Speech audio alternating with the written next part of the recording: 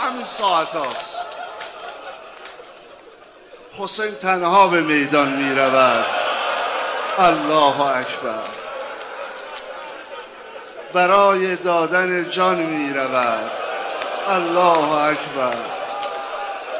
مسلمانان، حسین مادر ندارد.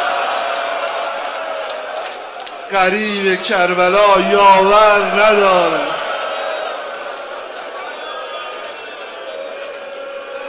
اومد جلوی خیمه زنانش، اهل و عیال و خاندانش.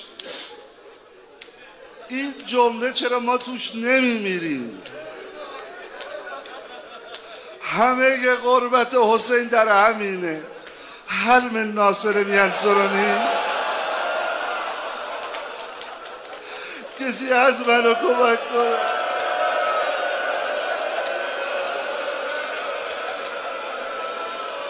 زن و بچه اومدن بیرون. وا حسینا.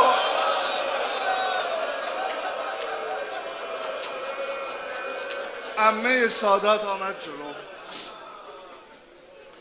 عمه امام زمان آمد جلو.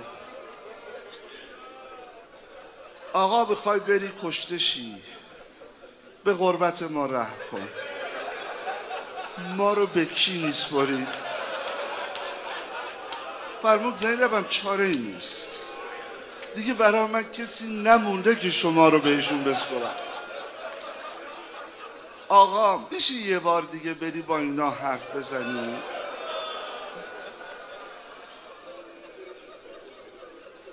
برای که این زن و بچه دلشون محکم بشه لباس پیغمبر رو پوشید، لباس جنگ نپوشید. عمامه پیغمبر سرش گذاشت، ردای عربی رفت به طرف لشکر. صداشون زد. مردم، من که میشناسی، بابامو که میشناسی، جدمو که میشناسی، مادرمو که میشناسی. گفتن آره میشناسی. خب شما میدونید که من پسر پیغمبرم؟ گفتن میدونید. میدونید پسر فاطمه‌ام؟ گفتن میدونید. خب مگه من حرامی رو بر شما حلال کردم؟ گفتن نه. مگه حلالی رو بر شما حرام کردن؟ گفتن نه. گفتن پس برای چی با من میجنگی؟ یک جمله گفتن، نقاتلک، با تو میجنگیم بغضا لابیک، با بابات مشکل داری. اینقدر دلش سوخت، سرش انداخت پایین، شروع کرد زار زار برای مظلومیت باباش گریه کردن. وضع داشت به هم میخورد. یه نانجیبی یه سنگی رو برداشت،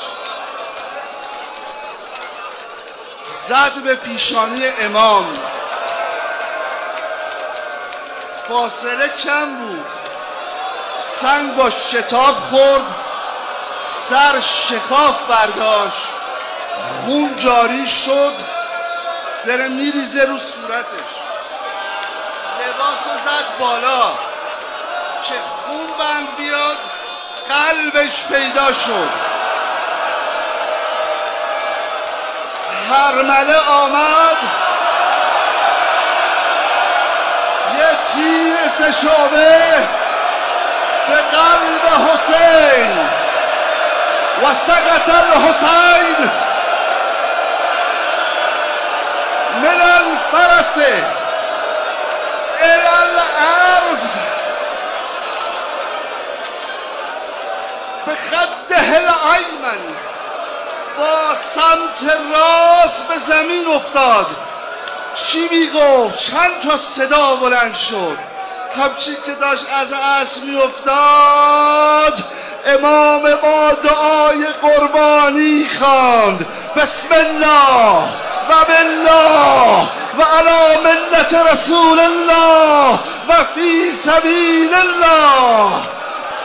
این یه صدا عاطف غیبی بود. گو والله قتل حسین ابن علی ابن ابی طالب به خدا حسین رو کشتن. یه صدا از بطنان عرش آمد، یا ایتها النفس المطمئنه ارجعی الی ربک راضیة مرضیه. یه صدا از گمدار قتلگاه از مادرش آمد، بنیا قتلوکه.